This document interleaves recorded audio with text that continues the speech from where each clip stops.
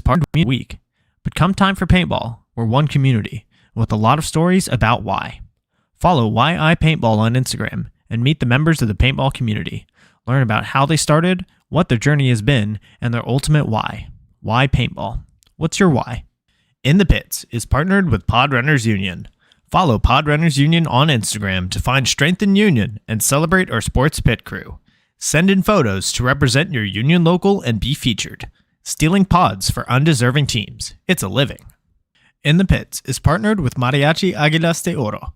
Based in Austin and servicing the surrounding areas, these golden eagles will bring life to any event you are having, from birthdays, anniversaries, holidays, corporate events, or even a simple performance to enjoy.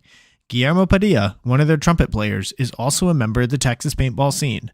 Visit them on Facebook and Instagram to check out some of their past performances, or give them a call to book them for your event today. In the Pits is partnered with Skull Monkeys Paintball. Equip, engage, excel. In the Pits is partnered with XTPL Events. The Extreme Tournament Paintball League is a series put on by the Lukow family of Paintball Fit fame that gives the opportunity for players to learn and grow together as a team. 3-man, Challengers and Champions X-Ball, Draft Mech X-Ball, and even Youth 3v3. There's something for everyone at XTPL. Not to mention prize tosses, raffles, and the infamous paintball munching contest. Events happen throughout the year, and the prizes never disappoint. Sign up for an XTPL event today on PB Leagues. In the Pits is partnered with Hydra. Designed by players, for players, you can outfit yourself in Hydra gear from head to toe. Have confidence that when you make a purchase from Hydra, you are purchasing a well-tested and well-thought-out product, trusted by several top teams, including first-place semi-pro team, PaintballFit.com. I personally recommend their Hydra Black knee pads. Purchases over $100 receive free shipping. Head to hydra.fit to browse their selection and discover the Hydra mentality. In the Pits is partnered with BEM Wraps. Behind every mask is a unique and creative player. Tap into it when you order your next custom headpiece. Their Build-A-Band lets you communicate with them one-on-one to make your order just the way you want, all the way down to the color of the stitch. Check out their Instagram at BEMWraps for drops and build videos of them working on orders. They offer very competitive pricing, so reach out today to get started on your own one-of-a-kind headpiece. In the Pits is sponsored by FU Athletics, created with a purpose and focused on building a better you. We are a brand that matters in your workout, and every purchase gives back to cancer research. Go to thefuathletics.com and use code INTHEPITS25 for 25% off of your order. In the Pits is partnered with Compete. Compete is a Texas-based brand by Jell Stewart of professional team AC Diesel that provides custom jerseys, pants, headbands, straps, tech shirts, and any other soft goods to help individuals and teams compete at the highest level. Support Texas Paintball and message Compete on Facebook or Instagram and mention In the Pits Podcast for 10% off your entire order. In the Pits is partnered with Get Dat Shot. Get Dat Shot now offers first-in-line photo and video editing, 20% off Get Dat Shot merch, and 20% off prints to all teams that wear the Get Dat Shot logo on their jersey. Message GetDat_shot on Facebook or Instagram to become a Get Dat Shot program team. In the Pits is partnered with Paintball Kumite. Paintball Kumite is a program designed by Colt Roberts of professional team San Antonio X Factor to take paintball players of all ages, experience levels, and skill groups and mold them into champions. The program breaks the game down into small, easy-to-learn sessions designed to help you master the fundamentals so that you can elevate your game. Newcomers to the program get a free 1-hour introductory class when mentioning In the Pits. To sign up for a class, message at Paintball Kumite on Instagram.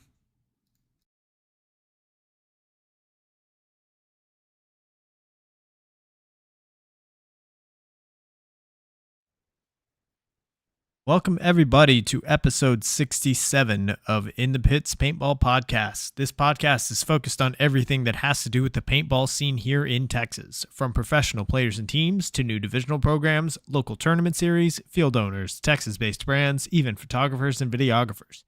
Every week we will have a short and sweet episode with a new topic and a new special guest.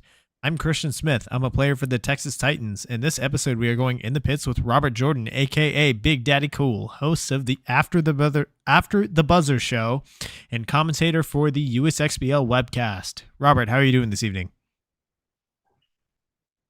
Man, I'm doing great, and thank you for having me on. I really enjoy your show a lot, so this is a big deal for me. I'm glad to be here.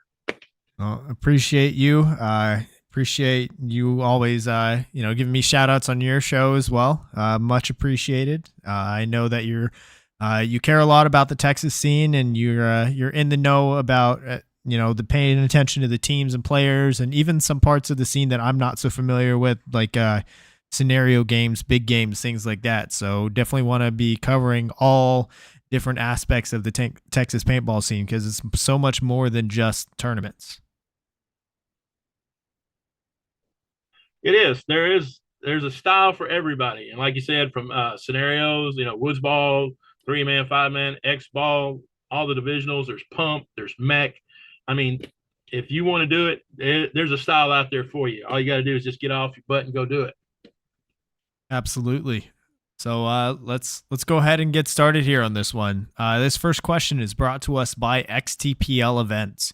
So for those listening that maybe don't know about you, how long have you been involved in the Texas paintball scene?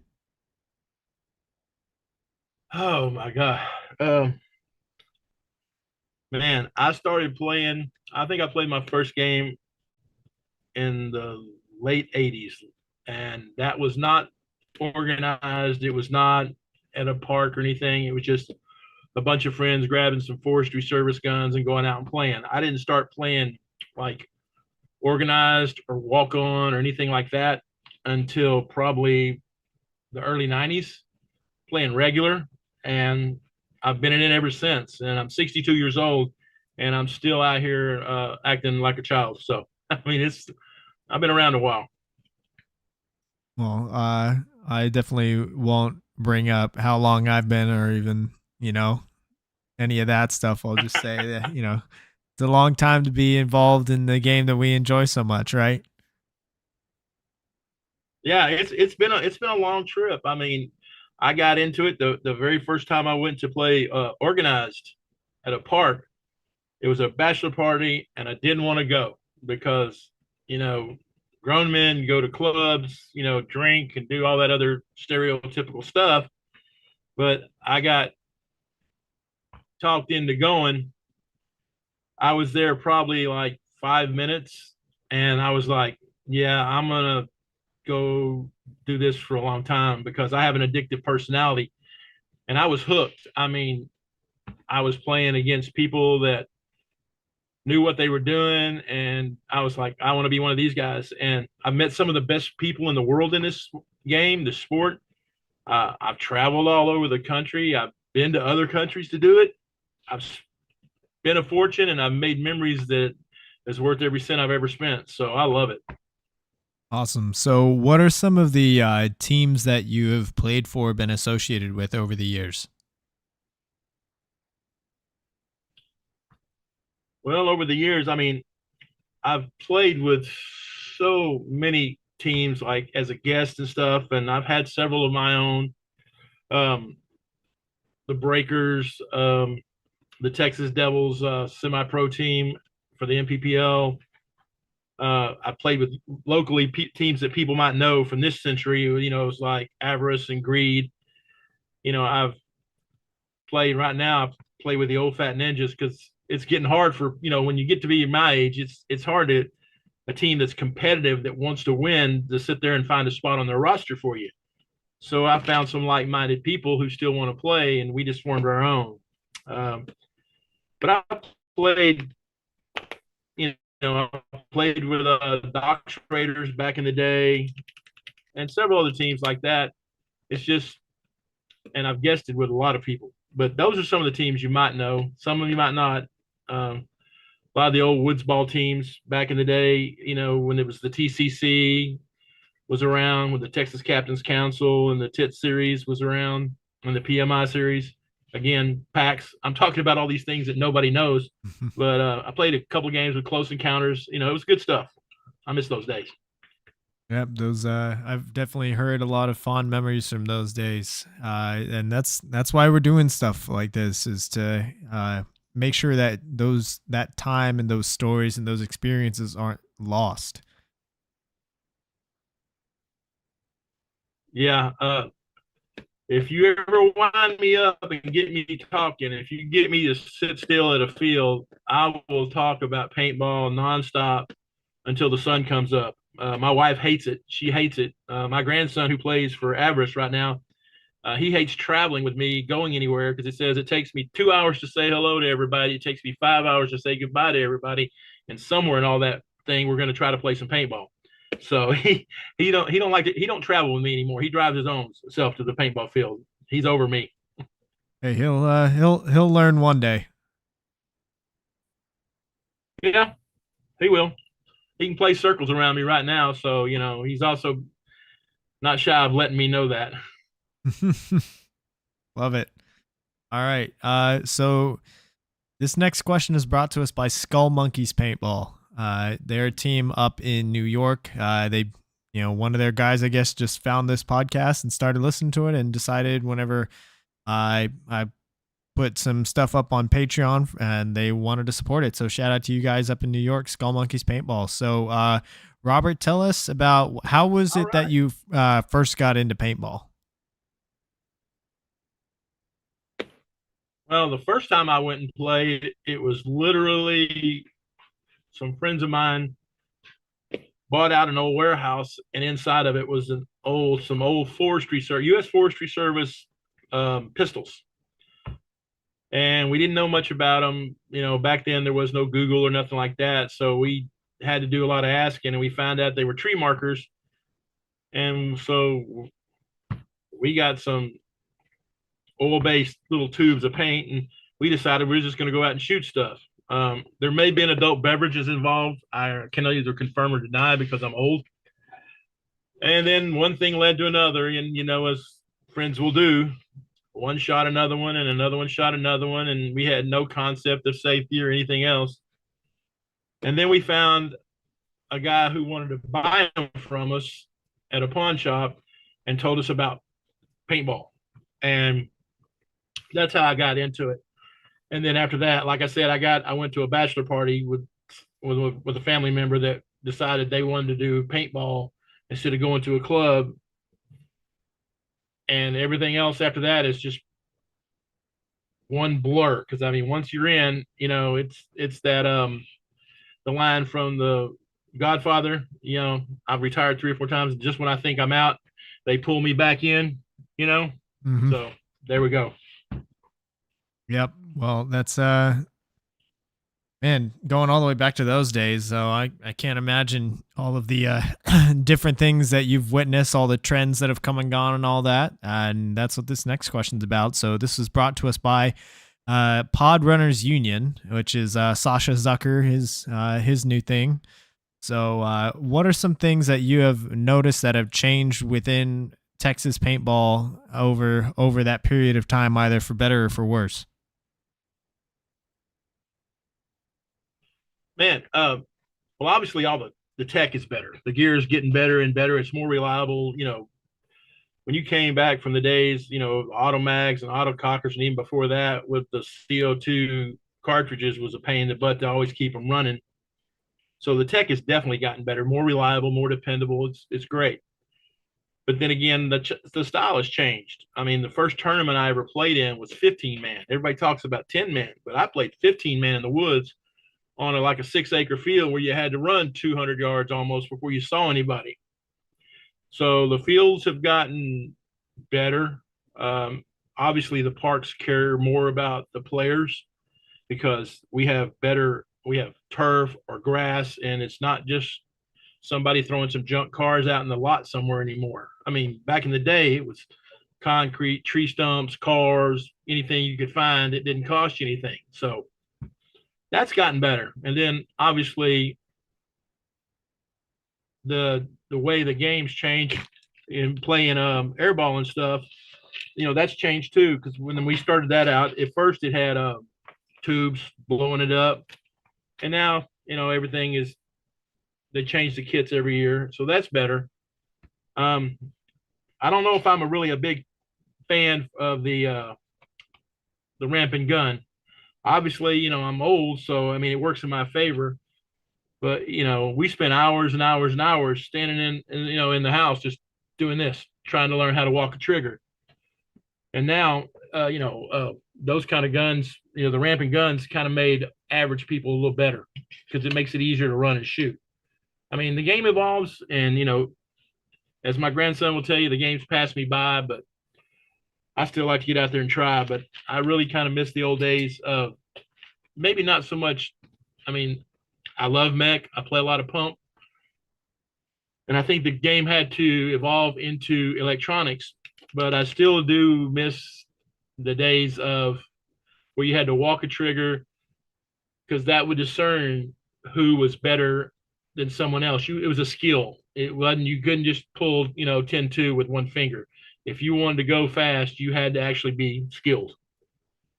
Right. And a lot of those changes over time have just helped to make the game, I guess, more regulated, definitely faster paced. I think nowadays there might be a little bit more focus on athleticism, but even within that, though, paintball is still so much of a mental game that, like, you've still got guys like Colt Roberts, Alex Martinez, Mark Johnson, all these older guys. Half the dynasty roster I feel like is 40 or over, and these guys that there's still plenty of young players in the game, but these are the ones at the top because of how much of a mental game it really is.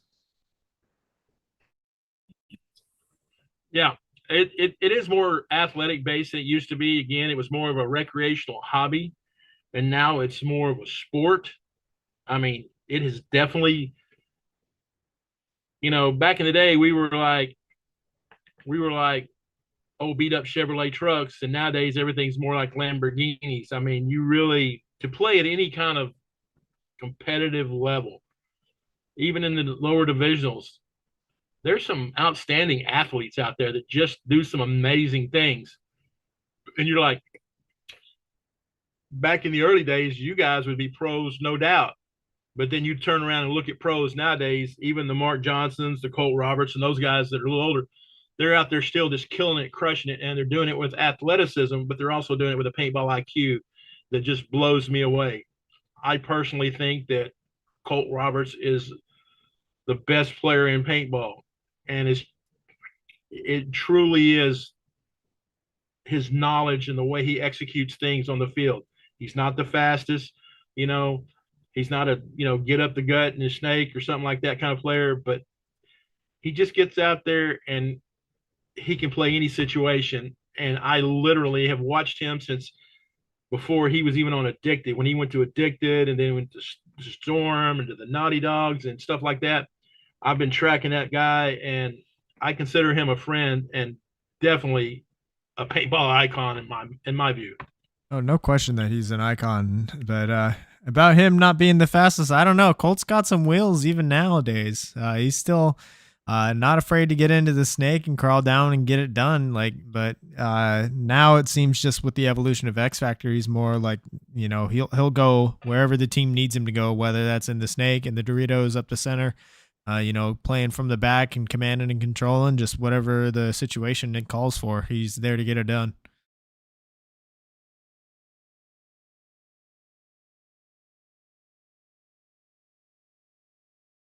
Oh, Robert, I think you muted yourself there. There we go. Did I lose you? I think, could you hear me just now? Or I know you muted yourself for a second there, but. Oh, now you muted yourself again.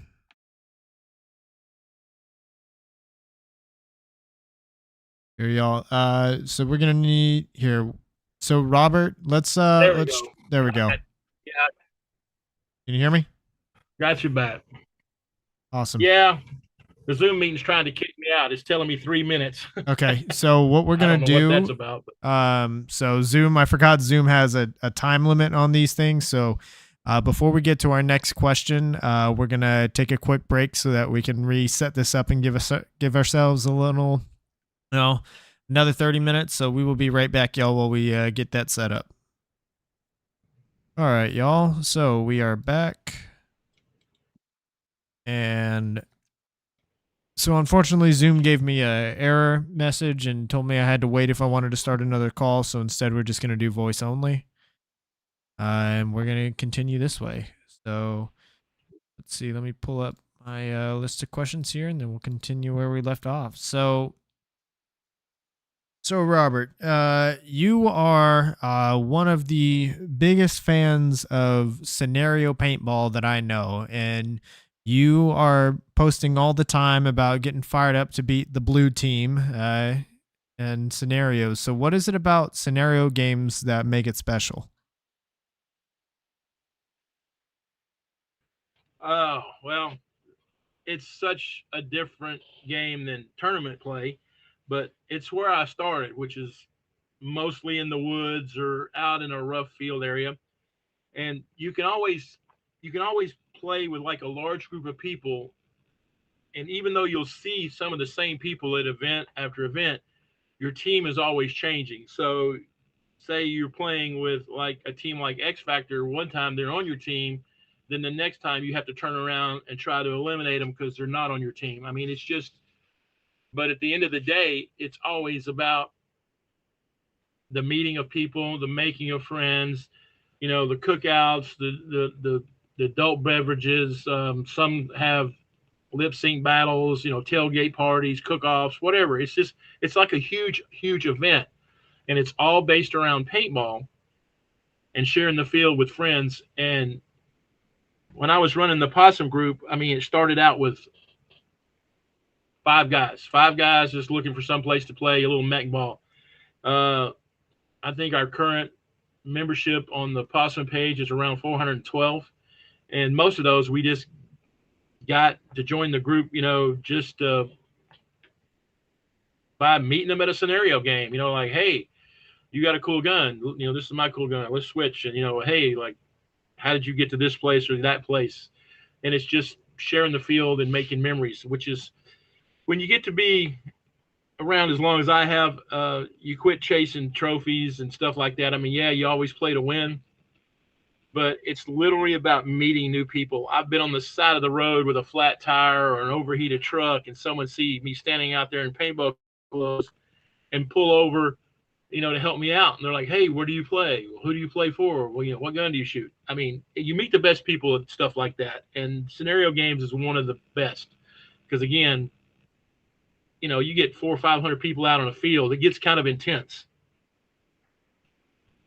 Can imagine that many people. I've heard of these games, these big games that have sometimes over 1,000, sometimes multiple thousand players. But it still feels like even with the player base that big at events, it feels like the community is still so small and everyone's so like on a personal level with each other.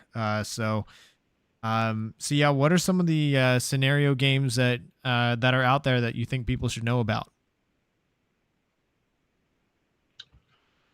Well, I have two games every year that are a must play for me. Not, I play more than that, but there's two games that's must. Every March, out in Forney at Official Paintball Games of Texas, there is Black Hawk Down. It's the longest continual running scenario game in Texas. It's going on 23 years. I've not missed one. I've been to every one. The owners of the field have not been to every one. I mean, I'm the only one. It's rare, but that's kind of like my game. And then the first weekend in October, like this year, the October 6th and 7th up in Oklahoma, in Guthrie at Abbott Extreme Sports Park North. They have a Heroes game, and every year the game changes, but it's the same weekend. It's the same thing. It's the same people put on by ASE. Uh, uh, John Hubbard, former Texas Storm player, Trey Garrison, and then you got Ryan Sexton, who used to run the brigade program for GI and the Hertz Donuts. They put on like one of the best games all year. And that's one of the games that there's a lot of off-field shenanigans too. Like they have a lip sync battle, and it's not safe for kids. It's basic cable rated. I mean, there's no full frontal nudity. But man, I mean, there's a lot of adult content in these things. And until you see some, beer-bellied 40-year-old fat guy getting up there wearing a dress, singing the heavy metal version of Frozen, you just can't say you've seen it all, you know. So those are two, like Avid Extreme Sports Park in October, and then in March is the Black Hawk Down at Official Paintball Games of Texas. I love it. All right, so everybody get those games on your radar. Black Hawk Down and sorry, say the name of the other one more time for me. This year it's the brand. It's the Heroes game. Every year it's the same time. So, but this year it's called the brand. It's based on the TV show Yellowstone. It's the Duttons versus the 4-6s in Texas. You know, the good guys in red versus all them sorry no count blue guys. I love it. All right. So this next question is brought to us by Mariachi Aguilas de Oro. So scenario paintball isn't your only hobby. It's not your only way that you enjoy the game. You've got enjoyment of most, if not all, of the different formats that paintball has to offer, from the traditional 3-man, 5-man, X ball, 7-man. You play scenario, you play some mechanical. Earlier this year, you took part in the Hormesis 1v1 joust. So, do you think, like, even these current tournament players with a main focus in the X ball format, do you think there are things that they can learn and take away from the other formats? Oh, absolutely. I mean, mechanical, obviously, to me, snap shooting is a lost art. You have a few people out here that can really snap shoot, but it's mostly zone control, you know, stopping people, you know, run throughs, trades, that stuff. The old school snap shooting is really a lost art. And mechanical or pump will teach you that, because if you got a pump, you know, you got one shot, maybe two, before you have to, you know, try to get out of the way because they're going to shoot back at you. And mechanical is the same thing. I mean, some of the mechanical guns like the Lux, you know, and some of the 170s and stuff can shoot real fast, but you still have to put ball on ball, and it takes a little more dedication, a little more discipline to shoot like that versus just being able to roll a rampant gun. So that part, yes. And then I think some of the tournament players can pull from the scenario games, because in a tournament player, like in an X ball format, everybody's in front of you. Everything's straight forward and backwards, north and south. But in a scenario game, you have to be aware of everything that's big enough to hide a person. So it's to the left, to the right, sometimes behind you. It gives you situational awareness, makes you use your ears, your peripheral vision, stuff like that. So is it a huge help? You know, I mean, I'm not going to sit there and tell tournament players, hey, you got to go out in the woods and this is how you're going to get some kind of ninja skills. But when you have to communicate on a tournament field, and then you go out and play in the woods, and then you have to yell way across the field, and you have to listen a little more intently. You have to be a little more aware of what's going on, because it's so much bigger and everybody's so much further apart, and there can be danger around every tree stump, literally. It makes your senses a little tuned. So yeah, I think they can learn something from it.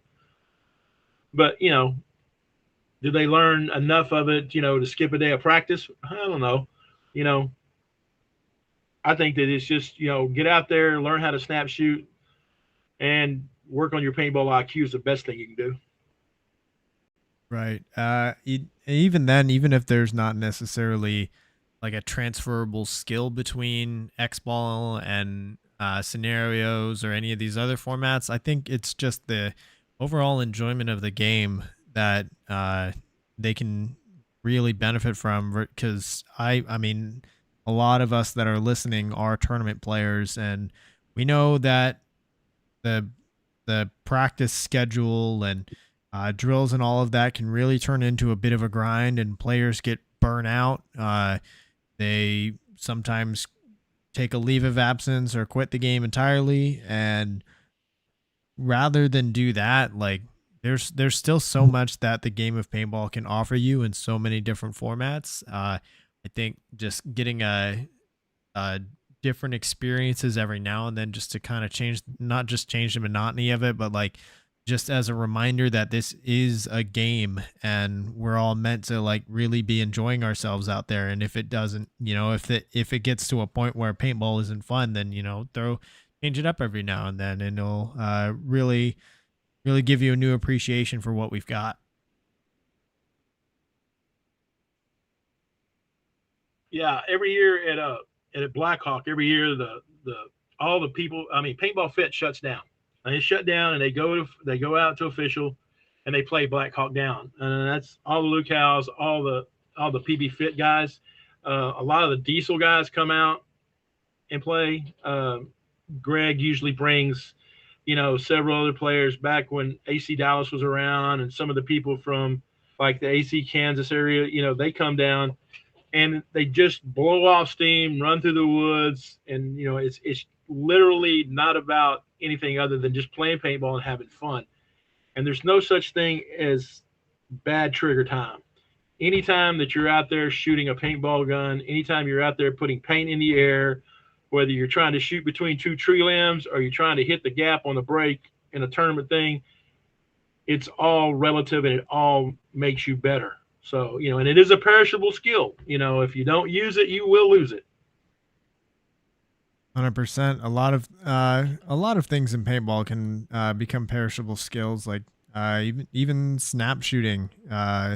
Laning and figuring out the exact physical sensation of where your barrel needs to be or what muscles need to be flexed if you're running and gunning, things like that. But yeah, get out there and experience more formats than just speedball. If you've never done anything other than speedball or X-ball, I strongly encourage you, like, get out there and do some of these other formats, because there's an entire like other part of the paintball community that's out there, and just as many stories and friendships to be made. Yeah, and if you don't know where to go and find a game like that, if you're just thinking like, man, I'm going to take a weekend off, just message me. Just send me a DM, send me a text. I'll tell you where I'll be, or if I'm not going to be there, I can direct you into. There's games all over the place all the time. So and a lot of them I can't make them all. I mean, I was born good looking and not rich, so I make as many as I can. But if you want to go play somewhere, tell me what area you're in. Let me know. I'll find you a game. I'll help you out. We'll go find a place to go play. All right, there it is. If you want to get into it, yeah, I'm sure Robert is definitely more than happy to help bring others into it. So yeah, this next question, let me look at the chat here real quick. Let's see. Jay Urban here in the chat asks, what was either of our first tournament wins like? Specifically, what was the age of the team that you won with? How many previous tournaments had you played either with or without that team? Oh, Robert, you want to answer that? The first tournament I won, man, I hadn't won a whole bunch, believe it or not. I mean, I've not won a bunch. I think my first place was actually a one-on-one tournament in Oklahoma way back in the day. So, but I think for a team was like a UWL was the first time I made a national podium, and out of that team, 90% of them don't play, and the rest of them play for local divisional teams around here. And it was a good day. I mean, I enjoy winning. I mean, I enjoy winning no matter what. The first Mech X we won, I thought it was going to take a week to get the smile off my face, because, like I said, I'm not used to winning. I'm one of those. I'm the bridesmaid, never the bride. I've got tons of seconds, tons of thirds, but very few firsts. But I still keep grinding. I still keep trying. If nothing else, I want to play spoiler. Somebody that's supposed to win the tournament. If I can stop them from winning the tournament and ruining their day, it's all good for me. That's almost as good as winning myself. I love it. Spoken like a true back center man right there. That's kind of like my mentality. Like in the course of the game, like during points, like I always say that my favorite thing in paintball is to get to tell the other team snake player that they don't get to play paintball this point by shooting them off the break. That's my favorite thing. So yes. Yep. So this, as for my tournament win, I'm looking at the medal right here. So the story of that was I was about a year or so after I had graduated from the University of Texas. I'd been playing college paintball for a couple of years at that point. Done some other tournaments here and there. Did a few X Ball events with SA Notorious at the time. They weren't in Austin quite yet. Um, had so I probably had like goodness like 10, 15 tournaments before I got my first win, and it was with a throw together team called the I-35 All Stars that I had selected. It had guys like Jared Sherman, Paul Hubert, Renee Rodriguez, Dylan Strickland, Bill Kong, and Cade Brewer and then myself were the team. So throw together, but if you know those names, those are, half those teams are pro now, or half those players are pro with Austin Notorious now. And we played it in the middle of, goodness, I can't remember what hurricane it was, but it was literally in the middle of a hurricane in Houston. And it was the most miserable I have ever been by far at an event. Like, I was shivering the whole day. Like, I had gotten to the point where I had stopped shivering and just completely drenched. Everything was just soaked, always, constantly. And we ended up pulling out the win, and that was kind of like the birth of the Texas Titans, because from there Dylan was like, hey, we can form this team, and then the Titans were born a few months afterward, and here we are now. I remember the I-35 All Stars. That's funny, man. See. Yep, I-35 was that was originally it was a 3-man name for the X Factor 3-man back in like 2017, 2018. And then went from there. So yeah, this next question is brought to us by Paintball Kumite, which is Colt Roberts' training sessions that he offers. So out of everything that you've done in paintball so far, Robert, what has been your single favorite moment in your career? Woo. All right. Well, I've had a lot. I've played in Aruba Madness, the Asian World Cup. I've played in Toronto Skyball. I've played probably in almost every state. But I think my most favorite thing was when I got to play my first national event with my grandson. We played, just divisional. It wasn't nothing big. We played the PSP with a basically a throw together team, and then the following year we took a mech team and played mech. And there wasn't a lot of teams in that division, but Seattle Thunder was in there, and so we got to play Seattle Thunder several times. They got more points than we did, but we scored on them. But I think sharing the field with my grandson, who I raised 2 of my grandsons from babies all the way up until they're grown men, I think that was probably my most fond memory, because everybody wants to leave a mark. Everybody wants to have some kind of things to, a legacy, a memory, whatever.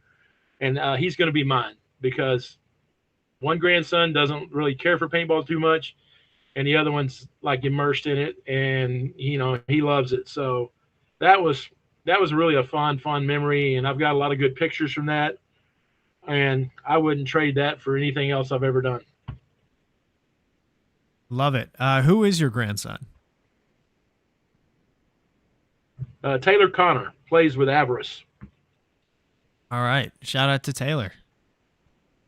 So yeah, this next question is brought to you by YI Paintball. So now let's get into kind of the main focus of our episode, and that would be the USXBL championships, which are coming up here in, I think, 3 weekends now. I want to say it's October 14th and 15th, so it's coming up pretty quick. So USXBL, yeah, 3 weekends. It's good. Oh yeah. So USXBL is offering a couple of new divisions at the championships. So they're including youth 3v3, beginner 3v3, Division 5 3v3 and a Masters 3v3 division. So a lot of three-man. So tell us a little bit more. What all do you know about these divisions, and what was it that kind of brought about the inclusion of them? Well, Mike and Tracy brought in the D6 or the beginners. And like most people in Texas, I was kind of like, do we really need another division? And sitting down and talking with them, and they're explaining about how people who might want to try tournament paintball, but yet, D5 is not for them. And I thought, well, really? But then if you look at divisions like D5, you got Tribe, Powerhouse, TKO, you got Austin Notorious D5. If you got some throw together brand new people that's never played tournament paintball, they're going to get crushed by those teams because those teams are good. D5 are not. They're good. And then you have people that might not ever play paintball again. And again, you're not really helping the sport grow. So beginners needed a place to play. Now, this is not for people to go camp out and stay 6, 7, 8, 10 events. This is just to go in there and see, hey, do I like tournament paintball? Do I want to stick with it? Or do I want to go back to playing walk on? So that's a great thing. So now I'm all on board with the D6 things, The other three-man stuff, the youth is other leagues have started doing it. XTPL started doing it. I mean,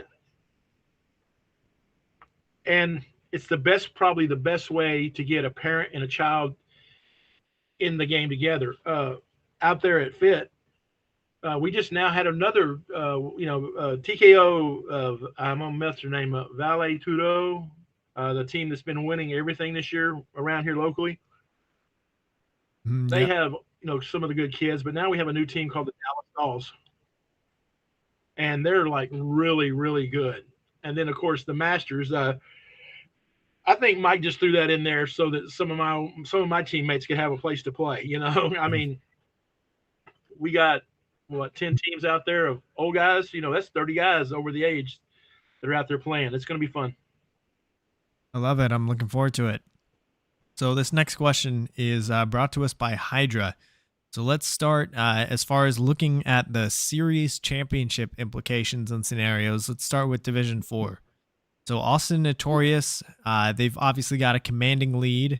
They've got 291.82 points, which is just about a perfect score.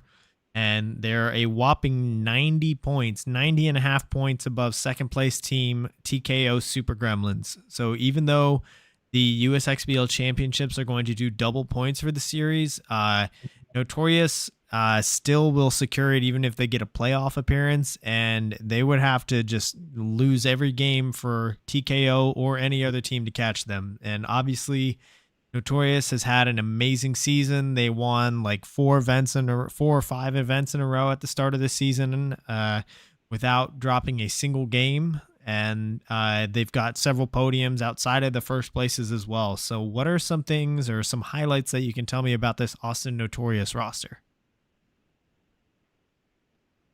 Well, Austin Notorious is just, the whole program is phenomenal from top to bottom. Mark Franz has just built a machine, and he's done it the right way.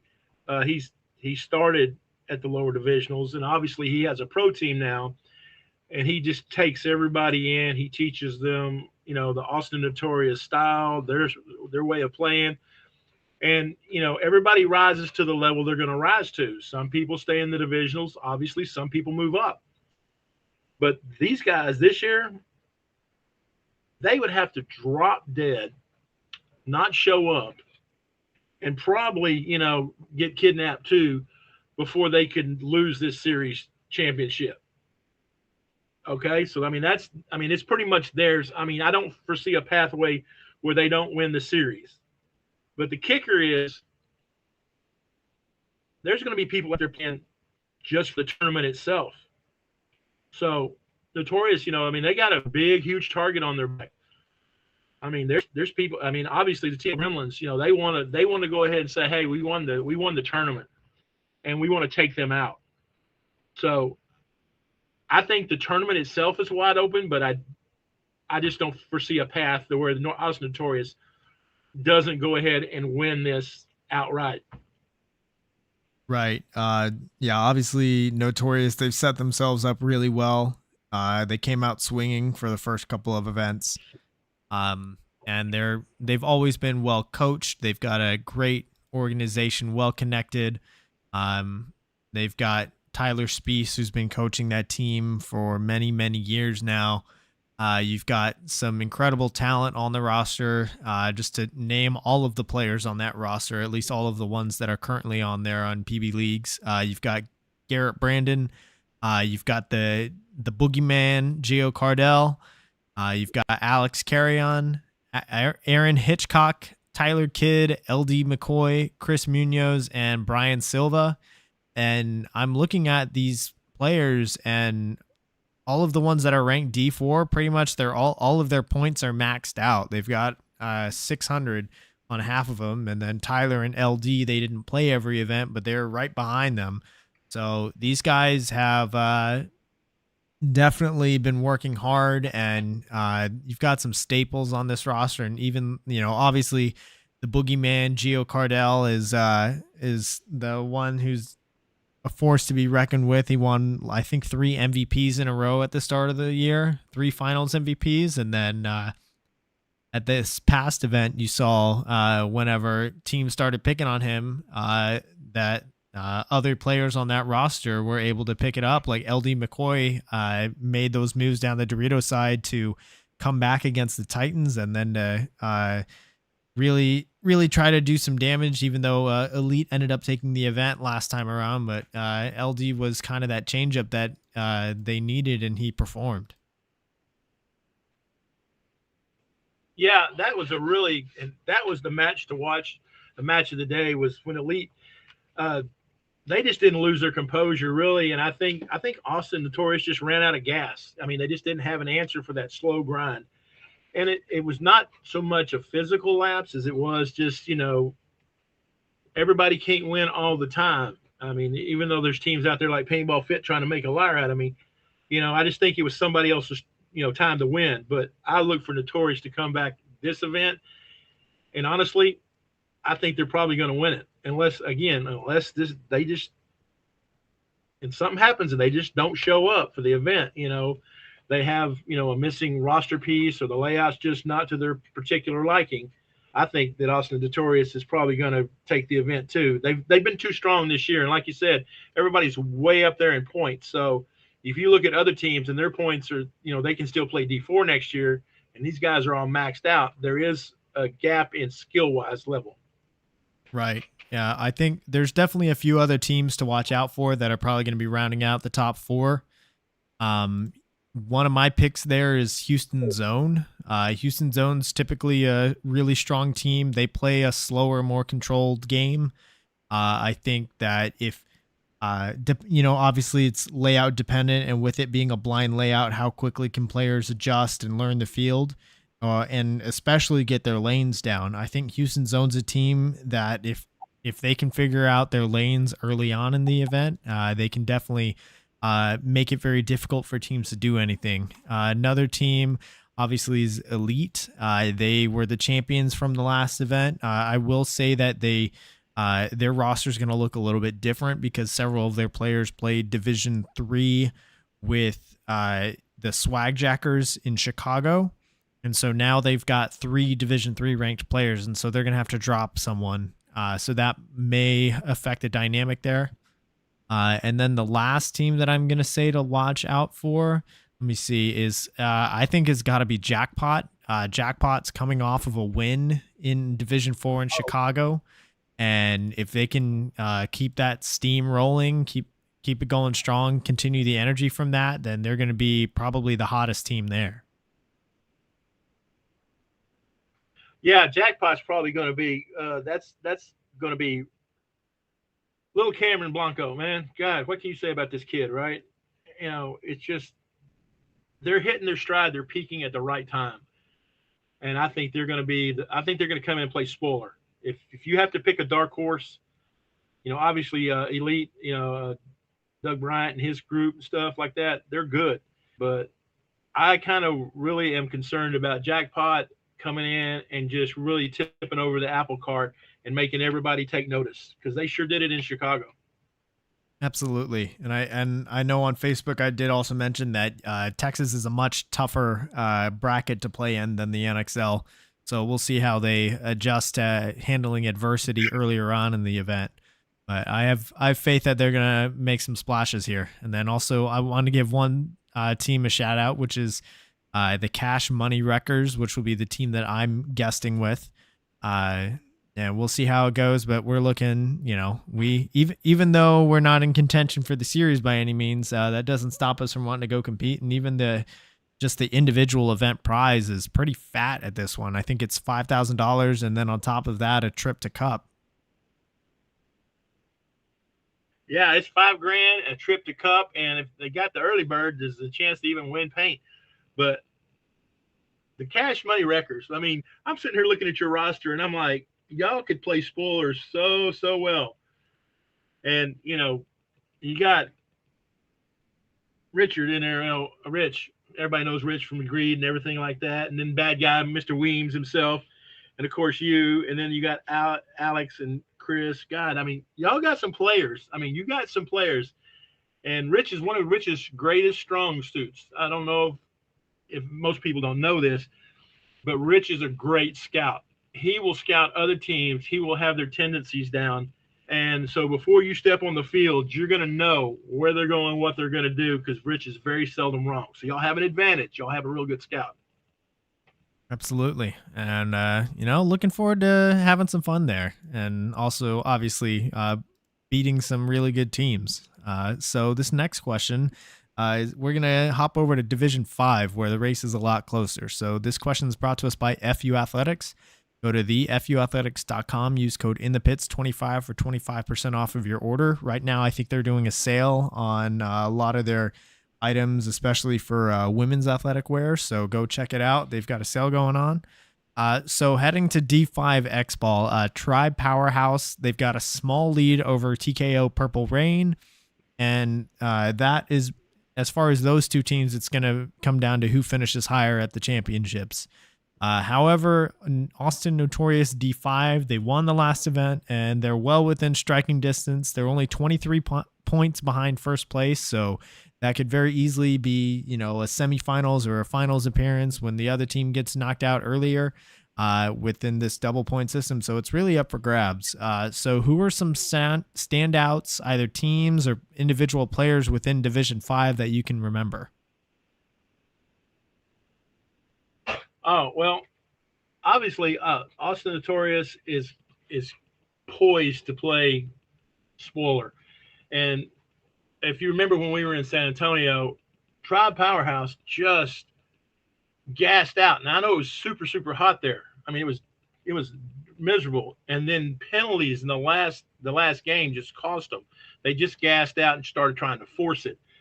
So, to me, if Tribe can sit there and just play their game, stay consistent, and not gas out, they will probably go ahead.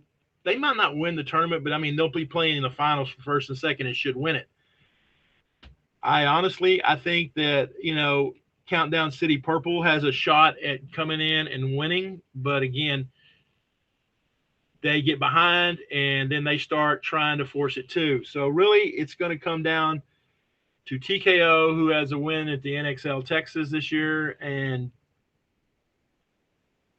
I think Austin Notorious and TKO is probably going to be the finals. That's my guess. And I'm guessing. All right. Well, there's again, your guess. Cameron Blanco. Sorry, go ahead. I just said, yeah. And again, the standout in D5 was Cameron Blanco.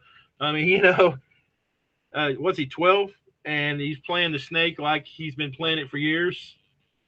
We watched him do tactical retreats, play the highway. The kid's amazing, and I think he has a big future in this game.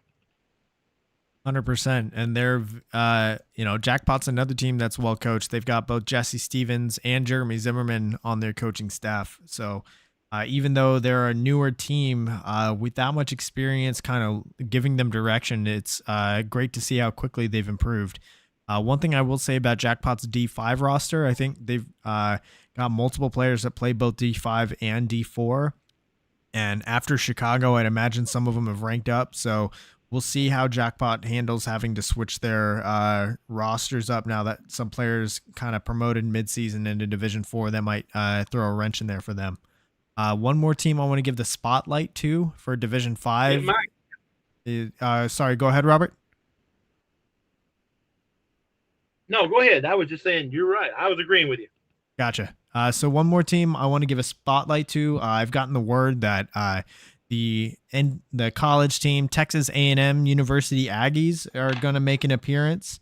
I know they were saying that they were going to play the new college league, but apparently that event didn't make. So instead, they're pivoting and they're going to make an appearance at the USXBL championships in D5 X ball. So shout out to Texas A&M. I always love supporting the NCPA teams. Welcome to X ball, and hope you're ready because it's gonna be coming at you quickly. Texas paintball, even though it's Division 5, it's very tough competition. Yeah, and here's a little interesting side note. I used to be the ultimate ref for the NCAA Paintball League, and I don't remember what year it was, but it was in around 2007, somewhere around there, when it was the championships was out at Zone. I coached the Texas A&M Aggies to a national championship. And that's saying something because I, like you, went to Texas. So, but I had several teammates of mine that were on my regular team that were on the college team, and they asked me to come coach. So it's pretty good. It's just a little piece of history there. But if they're going to play this, they better hurry up and get their fee paid because they haven't made their payment yet. Gotta get it. Yep, you got to get signed up. Hopefully they sign up there, or maybe, who knows, maybe they decide to do one of the more beginner-friendly divisions like Division 6 or D5 3v3. Maybe we'll see him there, but hopefully we'll see him at the event. All right, so this next question is brought to us by BEMRAPS. Do you have any other announcements or surprises or news about the USXBL championships that you can share at this time, or maybe even a teaser about what you're going to be talking about here in an hour or so? Yeah, we're gonna 7:30 tonight. Mike Hinman's going to be on. He's going to be taking your questions live. If you got a question, ask him. And I don't really have much I can say, but I can tell you that a big topic of conversation will not be so much of this year, but what's coming next year, about how we're going to grow the divisions, change them up. I don't want to, like I said, I don't want to give throw the baby out with the bath, but it's going to be interesting. But if you have a question and you want to talk to Mike, go directly to him. I get probably 20 DMs a week from people asking me questions about the USXBL. Most of the questions I don't know the answer to. I'm not in the inner circle. But the ones that I do know, I'm not allowed to say. But tonight, all shall be known. So you want to tune in at 7:30 and catch that. All right, there it is. So if you've got you're wanting more news about the USXBL, and today this is being recorded on Wednesday, September 27th. So if you're listening to the playback of this, then that will already be out. So if anybody who's listening after the fact, Robert, where can they go to listen to this Q&A between you and Mike? It will be on the USXBL XTPL Facebook page, and I'm pretty sure it's going to be on the USXBL Instagram page as well. All right, there you go. So head over there if you're wanting more information or news about the upcoming 2024 season. All right, so Robert, we're getting toward the end of our show. So anybody who's listening, if you have a question that you want to get in the chat, go ahead and get it in now before we wrap up. So this question is brought to us by Get Dat Shot. Message him on Facebook or Instagram. He is now booking teams for the upcoming Bunkerfest event. I don't know if he'll be at USXBL or not. just because they're back-to-back weekends. But message him if you're needing coverage. I'm sure he can answer your questions if you're needing coverage at any of the events that are coming up here in Texas, coming up pretty soon. So, Robert, is there anybody in Texas, either teams, players, brands, or projects that have caught your attention lately? Who out there do you think deserves more recognition for what they're doing? Wow. I mean, there is really a lot.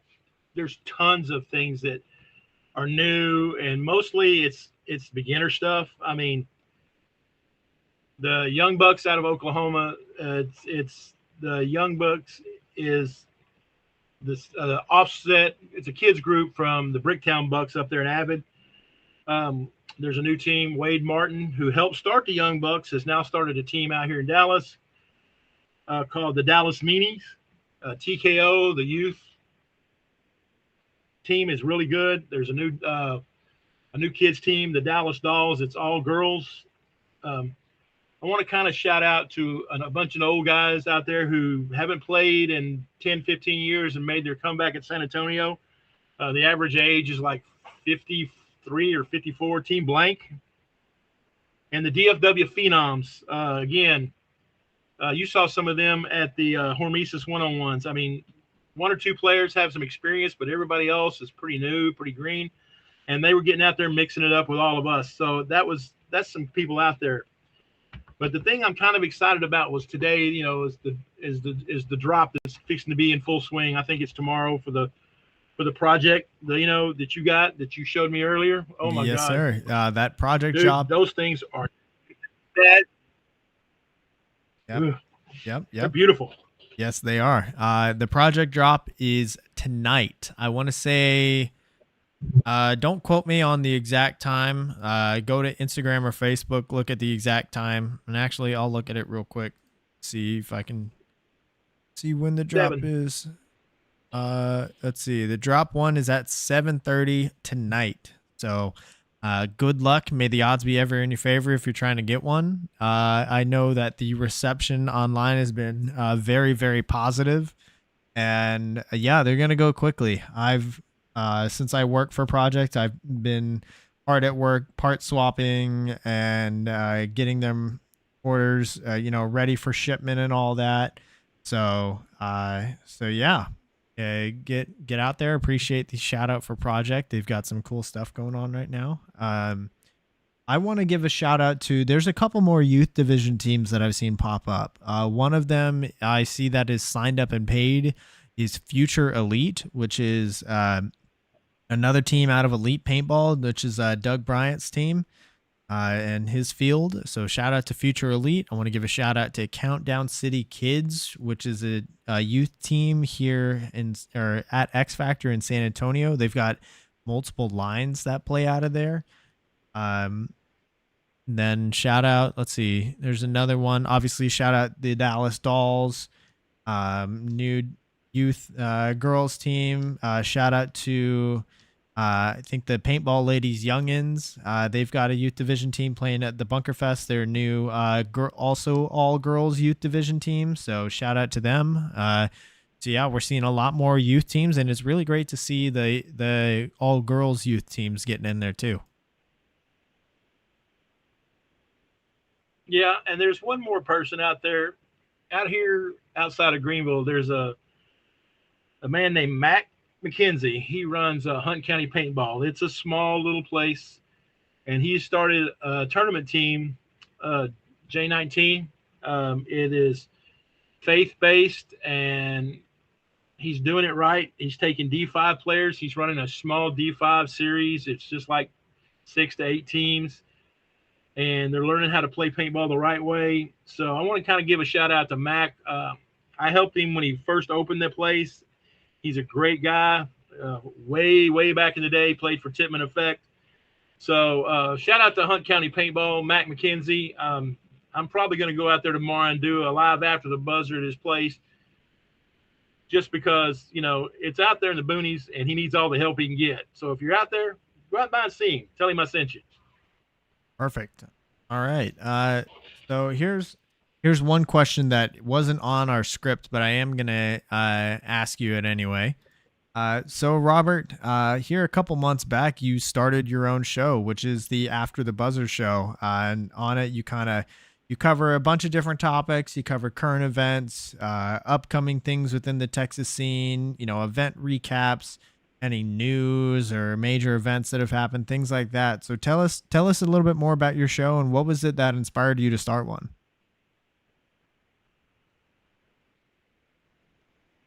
Uh, I started doing it because I have health issues and my playtime has been limited. And whether I want to or not, Father Time's showing me the door. And I wanted to still be connected to paintball in some way. So I didn't think anybody would ever listen. I thought I would probably be laughed off Facebook for doing it because who wants to hear from an old guy who talks way too fast? But it was more like therapy for me. And the more I did it, the more people kind of supported me, gave me words of encouragement. And so, I've just continued to do it and I'll continue to do it as long as it helps me and as long as, anybody, even if it's just one person wants to see it, wants to hear about it, then I'll do it because again, I just want to stay connected to this in some way, size, shape, or fashion that I can. Well, it's great to see these shows are popping up all over the place. Shows like these are definitely something that especially Texas has needed for a long time. Having that weekly show to kind of keep us up to date with things. You just have your one-stop shop. You hit, wondering what's going on, or maybe what is it that I'm missing, or what are some cool things that have come up. Just head over to Robert's show. Robert, where can people go to catch your show? It is on my Facebook page. My Facebook page is open to the public, so it's you don't have to be a member. It's not blocked or nothing. I don't put anything controversial out there. That's I don't really care. I'm an open book. So just get on my Facebook page, and it's every Tuesday at 10 o'clock, and it'll be there for you to come back and watch later. Or you can watch it live. Either way, I'd love to see you there. And if you have questions, you can always DM me. We do questions and answers, and I'll give you my honest opinion. I am not the know-all, be-all, end-all of anything in paintball. All I am is a guy just like everybody else with opinions, and I'm not afraid to say them. All right, there it is. Yeah, go check out Robert's After the Buzzer show. Tuesdays at 10 a.m. on his Facebook page. He also does a great job of saying hi to everybody in the chat, interacting with people, answering questions, laughing, things like that. So go give him a follow.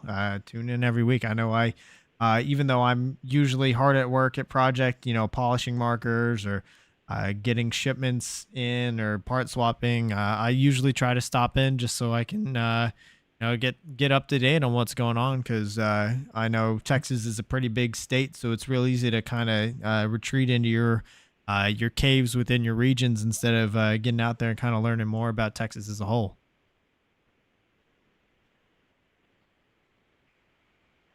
Absolutely. And if anybody ever has anything that y'all want to talk about, let me know. And if you want to shout out to the park, your team, whatever, hey, the way we get better and the way we grow is by everybody sharing information. So let me know because, like I said, I'm not the know-all, end-all of everything, and so I don't know what goes on in Houston or San Antonio as much as I might know about the Dallas area or the Oklahoma area. So help me out, and let's all do it together. 100%. All right. So, uh, Robert, this final question is brought to us by Compete. Message him, which is Gel Stewart's brand. Message him on Facebook or Instagram. Mention In the Pits for 10% off of your order of soft goods. So, Robert, thank you so much for your time. Do you have any last shout outs or things you'd like to say before you sign off? Number one, I want to thank you for having me on here. I mean, this is like I said, I enjoy talking about paintball immensely. And I mean, it really is something that I have come over the years just to love more than almost anything. But I would like to give a shout out to the Hustle Kings. The Hustle Kings, we don't know who they are. We just know what they are, which is cool guys who play paintball. So, you can go beoriginal.com and beunoriginal.com and go out there and check out the Hustle Kings, or just catch me in an event somewhere and maybe get you some free swag. All right. And thank you so much, Christian. Absolutely. All right. So that does it for our show. Everybody online, thank you so much for tuning in. Be sure to go follow Robert on his Instagram page at TXEvil316 on Instagram. Also go follow him on Facebook and catch his show After the Buzzer. What other guests would you like to see on the show? Be sure to leave a comment down below. While you're at it, hit that subscribe button. The show goes live weekly here on youtube.com/@inthepitspaintballpodcast, and recordings are posted to YouTube, Amazon, Apple Podcasts, and Spotify the next day. Shout out to my partner and sponsor tier subscribers on Patreon, which is FU Athletics, Get Dat Shot, Paintball Kumite, Compete, Bem Raps, Skull Monkeys Paintball, Hydra, XDPL Events, YI Paintball, Mariachi Aguilas de Oro, and Podrunners Union Local 210. So we will see you all next week for episode 68, which we will be into October at that point. We're going to have Ryan Sartor, who is the commentator for the Bunkerfest series, and we're going to get a preview into next weekend's championship. So be sure to tune in, and also be sure to tune in here in about an hour and change for the Q&A session hosted by Robert for the USXBL Championship and 2024 season. So y'all be sure to go check those out. Robert, thank you so much for your time. Thank you so much.